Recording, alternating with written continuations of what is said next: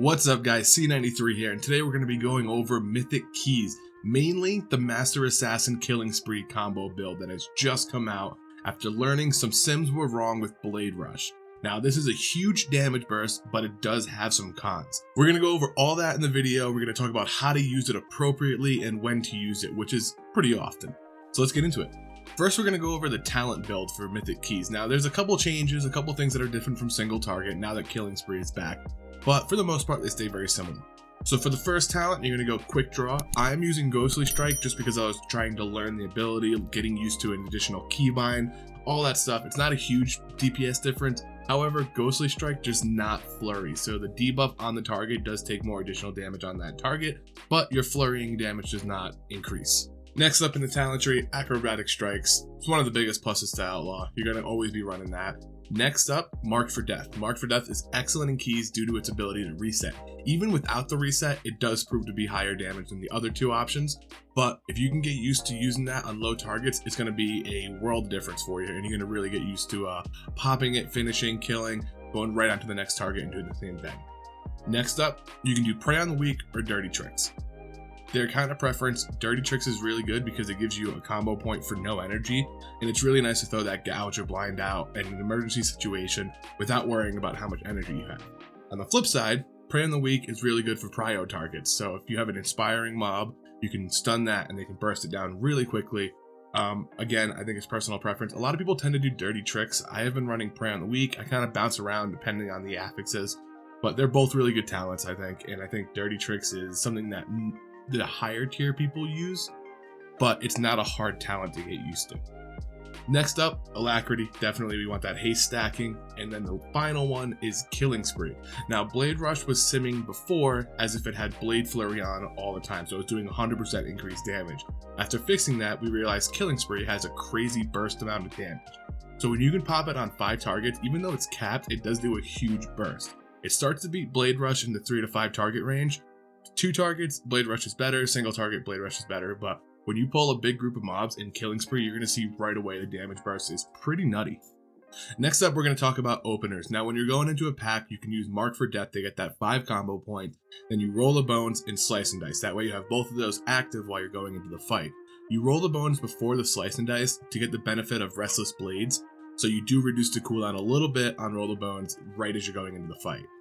Now, if you have Roll the Bones active and you have some crazy amount of time from Slice and Dice from Grand Melee in the previous poll, you don't need to worry about doing that before you go into a fight. Just use Mark for Death as your normal ability. The only time I do cancel off Slice and Dice in order to reapply it is if my Roll the Bones is on cooldown. My Slice and Dice only has a little bit more time, like a couple seconds more than it would if I did the Mark for Death. And if I can do that and wipe the cooldown away from my Roll of Bones and go into the fight with that active also, instead of having to initiate and then roll like right away, I'll do that. That way you go into it without having to waste a global cooldown in your opener on Roll of Bones just to make sure that that stays active. Alright, now the legendary you're going to be using for Mythic Keys is Mark of the Master Assassin. Mark of the Master Assassin gives you 100% crit for 4 seconds after coming out of stealth. It is wonderful in keys because you are consistently getting that re-stealth in between packs, and you can get a huge burst of damage every pull. Now, Celerity is still going to be your legendary that you go to for single target because Mark of the Master Assassin after 4 seconds gets 0 value on single target. So for like raids and boss fights, Celerity is better, but in keys, Mark of the Master Assassin is going to take over. Now, Mark of the Master Assassin gives you 100% crit for 4 seconds after coming out of stealth. That 4 seconds starts when you ambush. So your first ambush is going to lead to a global cooldown. Our global cooldowns are 1 second. So once you get your first out of stealth ability, you're going to be at 3 seconds on Mark of the Master Assassin. So what this means is you pretty much get ambush plus 3 abilities out of stealth before it wears off. Killing Spree takes 2 seconds, so it takes about the time of 2 abilities. So you get ambush, 1 ability, then Killing Spree. So when you pop ambush, you want to make sure your next ability is Blade Flurry if it's not active. If it is active, it doesn't matter if you do Sinister Strike, Killing Spree, or Killing Spree, Sinister Strike. You're going to get the same value out of both. Alright, we're going to go into openers now for it. Now this is after you have popped your Slice and Dice, you roll the bones, you're rolling into the fight, stealth, tank pulls, everything. You're going to open up with ambush, Blade Flurry, then your Covenant ability, then you're going to Sinister Strike to max combo points in between the eyes. At this point, your Master Assassin window is gone, so you banish, ambush, Killing Spree, It's going to hit all your targets. Then you're going to finish off with Sinister Strike, and your Master Assassin window should be over. You can go back into your normal rotation. Now, Killing Spree and Vanish line up. They both have a 2-minute cooldown. They're both affected by Restless Blades, which is why you use Killing Spree after your Vanish as opposed to in your initial opener. That way, if you're in a big pull that lasts kind of long, say you have bolstering or whatever it may be, you can have that opportunity to get that out twice, because the cooldown is 2 minutes, but with Restless Blades, it's around 40 seconds to a minute. So if you have both of those syncing up every time they come off cooldown and having that burst together every time, it makes it really nice. It makes it really easy to keep things in line too. Now we're going to build a little bit on Killing Spree and Vanish lining up and coming up in the middle of a fight. What you're going to want to do if it comes up in the middle of a fight as opposed to right at the opening is you're going to want a 3 combo point Vanish, Ambush. That should give you max combo points. And then what I do is Killing Spree and then my finisher, just to make sure that I have enough energy for the finisher. If you ambush and you have 5 combo points, you don't want to be waiting for your energy to regen to get off a finishing move. So pop the Killing Spree. When you come out, you should definitely have enough energy, and you pop that finisher. It will still be in the Mark of the Master Assassin window, and you will guarantee get it out. Now, if you have Mark for Death up and available, and your Blade Flurry is active, you're going to use Master Assassin a little differently again. You're going to Vanish with 5 combo points. You're going to Dispatch from Stealth. Dispatch and Ambush both apply CTO the same way. So if you do it from Stealth, you're still going to get that benefited duration and benefit chance of getting the buff with Dispatch as you would Ambush. And a 5 combo point Dispatch crit is better than an Ambush crit. So you 5 combo point Vanish, Dispatch, Mark for Death, Between the Eyes, Killing Spree. And you can Dispatch instead of Between the Eyes if it's on cooldown, but the big point here is to get Finisher from Stealth, Mark for Death, another Finisher, and then Killing Spree. Now all these are kind of ways to min-max the Master Assassin window, but just using it on cooldown is going to provide a ton of value. Even if you don't do the 3 combo point perfect into the 5 point ambush, you can still get a lot of value from just popping the Vanish Killing Spree combo. This just is if you're looking to min-max and you want to get the most out of it, this is how you would do it. So that is your opener, plus a little bit of in-combat use of Mark of the Master Assassin along with Vanish and Killing Spree.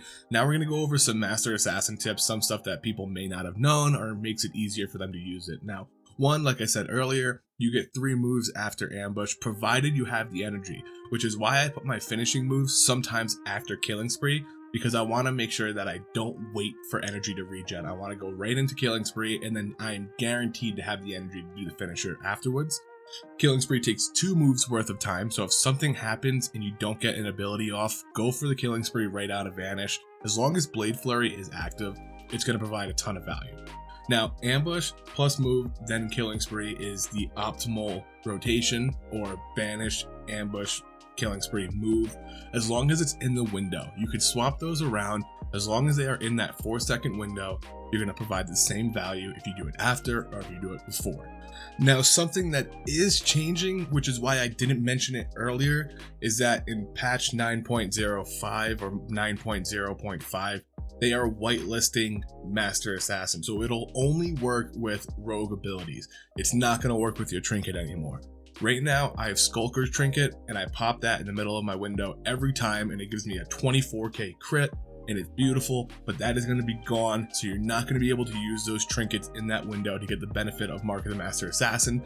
You're going to get much better value using it after Between the Eyes to have that increased chance of crit. It's also not going to work with Necrotic Wake weapons or orbs anymore, which is pretty bad because we were invited to that dungeon a lot specifically for our ability to have the Mark of the Master Assassin crit with weapons. Now, I'm just more upset about the trinket thing because the trinket you can use everywhere, you use it very often, and the damaging trinkets in this X-Pack are so good that taking them out of the Mark of the Master Assassin window does hurt a lot more than saying one dungeon I can't cheese it anymore and do 120k damage with orbs. I'd rather they just took the weapons, they changed the weapons instead, as opposed to changing Mark of the Master Assassin. But we'll see. It is still early in the data mine. They might change it, they might bring trinkets back, hopefully they do. But if not, that is why I have not mentioned using trinkets in it. Otherwise, for right now, pop your, Skulkers or your Dreadfire or whatever it may be in that window, and it will get a huge burst of damage. Next up, we're going to talk some Killing Spree tips, because Killing Spree is a very volatile ability. It is a better talent, but is it a better option? I don't know. because there is some dungeons that you can be killed instantly if you're out of place. For example, the traps on Sanguine Depths, or even the Mistwalkers that provide those little clones that blast out. Sometimes you pop Killing Spree and those bad boys come up and you got nothing. You are a sitting duck that's waiting to teleport right in front of one of those blasts. Now, there's a couple ways to get around it. One is just holding it a little bit, holding your Vanish Killing Spree combo, because you know that that ability is going to come out, or any ability in dungeons that's going to put you in harm's way with Killing Spree. So you wait for that to come out. As soon as it does, then you can pop your Killing Spree.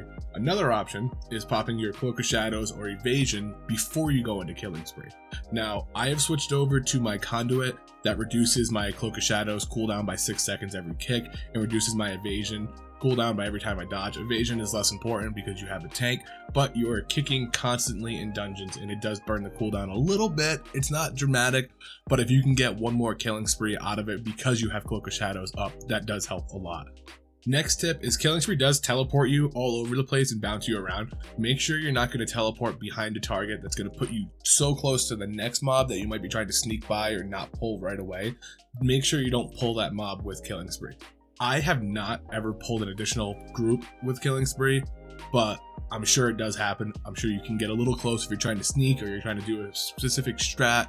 Make sure that you don't put yourself out of place and pull another group because you're teleporting for Killing Spree, because you just gotta have the damage. If you're gonna kill your whole group, don't worry about your damage. Now, the next tip is Killing Spree is capped at 5 targets. Blade Rush is not capped at 5 targets. So the order they kind of beat each other is Blade Rush is better single and 2 targets. Killing Spree is better 3 to 5, and then Blade Rush is better again 5+.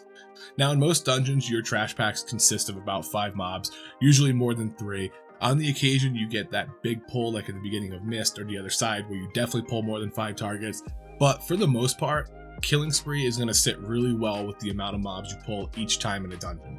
Now, you're going to be wanting to pop this combo on cooldown. The only time you wouldn't is if you're going to die or you're going to put yourself out of position by doing so. If that's the case, hold it for a little bit. It's not going to be the end of the world. Also, don't pop it on the last 2 mobs in a pack because they're going to die pretty quickly anyways, and you're going to get much more value using it in the next pack where you have the full amount of targets, the 5 targets or so. You're going to get much more value out of that as opposed to popping it on 2 targets that were probably going to die in 2 seconds anyways.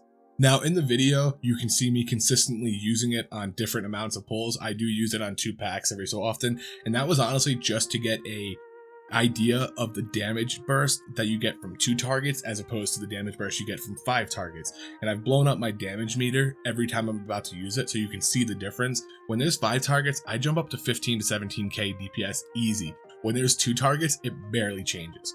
So that's a good way to look at it and see like, okay, there's 2 targets here or there's a single target here. How much burst does it give? And it doesn't give much. But when you have that 5 target, that 3 to 5 target range, that's where you're going to see the damage come out. I think I hit 18 or 19k towards the end of this dungeon, and it shows a world of difference between doing it on your appropriate target range as opposed to doing it on 2 targets. Now, if your pull is only 2 targets, then you're going to use Killing Spree because the value from 2 targets is going to be better than holding it for, a minute and a half, 2 minutes where you would get it back anyways by the next pull. I'm saying don't use it on the last 2 targets of a group that are about to die. If you're going into good examples in Mist, those 2 big guys before the boss, I know that after those 2 big guys go down, Pride's going to come up. And I know for a fact that by the time I'm finished with that Pride, that Killing Spree Vanish combo is going to be back up and ready for the boss. Now in the video, I used it on the Pride. I typically wouldn't, but if you look at the damage we are doing to the Pride, everybody's very low because everybody's saving cooldowns for the boss. And I know that my cooldown is not very long, especially with Restless Blades. So in dungeons as a rogue, your job is to do a lot of damage on Prides because a lot of people aren't popping their cooldowns for the Pride. They're going to be saving that for that big burst window afterwards with the buff on the boss. However, rogue cooldowns are so short that you can pop it very frequently, which is why I popped it on Pride. And if you watch the boss fight, I get Killing Spree Vanish back at the most important part of the fight. They are 2-minute cooldowns. The fight lasted 1 minute and 58 seconds, and I still was able to get my cooldowns off at the important part of the fight. Now, I do die here. I was kind of overconfident in our DPS to burn down that guy, 20k, even with the 80% damage reduction, because if you watch him throughout the video, he's dropping really quick, even with that damage reduction. So when the tree went into the corner where I couldn't really get to it without putting myself in a bad spot, walking on the stuff on the ground, I switched over to the other guy. And unfortunately, we just didn't have the damage to do it. but that's alright. It was only a 12. I was doing it kind of a test key for the Killing Spree combo, so I wasn't too worried about me going down. Now, another dungeon tip is for Adrenaline Rush. You should be using this as often as possible as soon as it's off cooldown. The only time you wouldn't use it is if the target's going to die within a couple seconds. Otherwise, it's not an incredible cooldown, so popping it as frequently as possible is just going to help you. It comes off cooldown so quickly, and it's not dramatic enough to have to hold. Holding it is not a good option. Now, something else that I don't know if most people know, but when you pop Adrenaline Rush, your global cooldowns drop to 0.8 seconds as opposed to 1 second. This is not enough of a drop for you to get an additional move out of Master Assassin, so lining up Adrenaline Rush, Killing Spree, Vanish every single time isn't necessary. Next up, we're going to talk about Roll the Bones logic. Now, Roll the Bones doesn't change whether you're in keys or in raids. You're going to always be doing the same options. So reroll anything besides True Bearing, Broadside, or any double buff as soon as it's off cooldown. The only double buff you would reroll is Buried Treasure and Grand Melee. That tends to be the bottom of the barrel, and that's an okay reroll.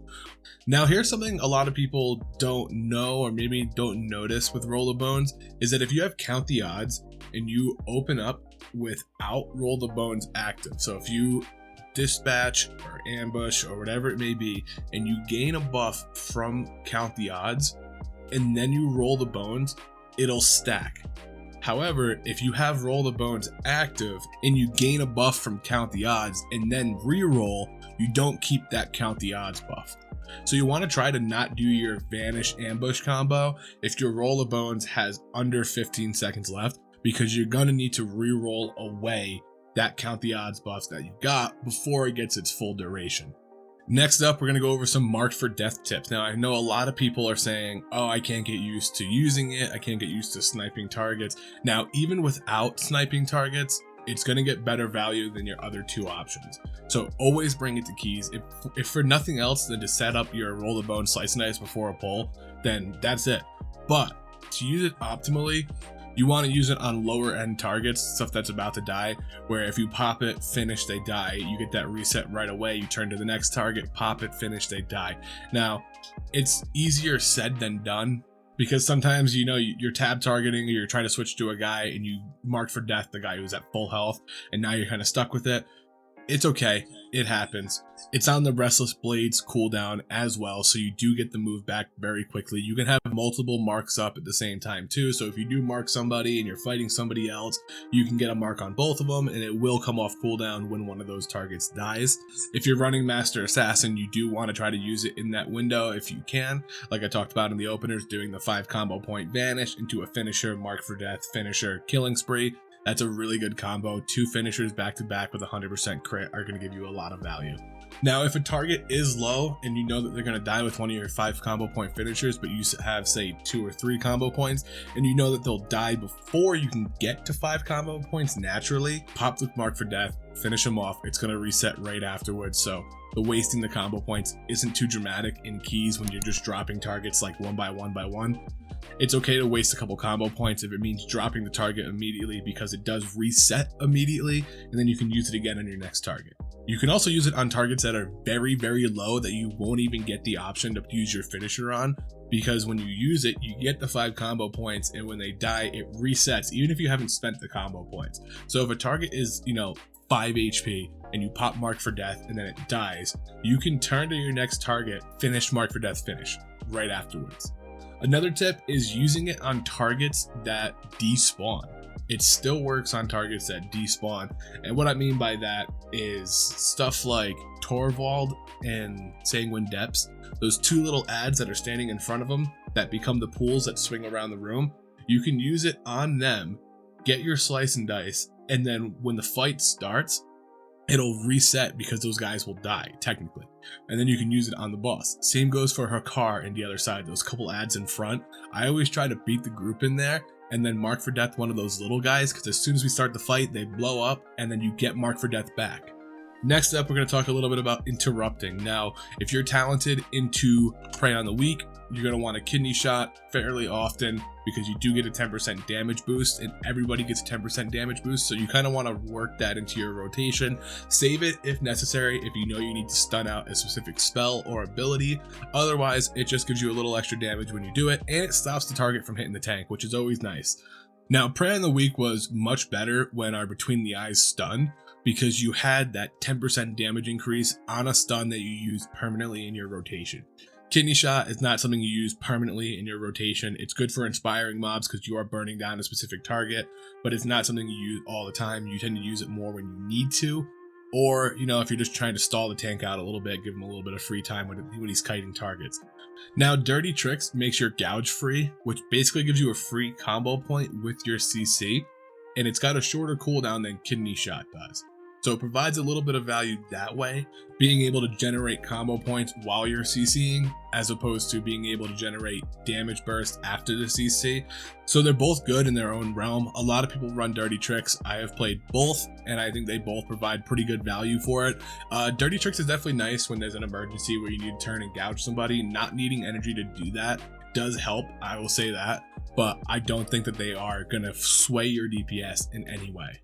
So I think that's it. I think I covered everything I wanted to cover in this Master Assassin Mythic Guide. This new Killing Spree build is a lot of fun, and you do a lot of burst damage, and because of the cooldown and how it works, you can do it very frequently, and it does provide a lot of value.